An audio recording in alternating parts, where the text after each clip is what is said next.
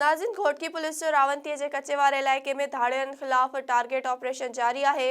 Police 5 मुख़बिन खे बाज़ियाब कराए वरितो। उन हवाले सां तफ़सील ॿुधाइण लाइ असां सां टेलीफोन लाइन ते मौजूद आहे SS न्यूज़ जो रिपोर्टर नवीद अहमद शेख। जी नवीद, छा तफ़सील आहिनि? जी बिल्कुल, तव्हांखे ॿुधाईंदा हलूं। SSP घोटकी तनवीर हुसैन तुनिया जी हिदायतनि ते रौंती जे कचे वारे इलाइक़े में धाड़ेलनि ख़िलाफ़ पुलिस जो ऑपरेशन जारी।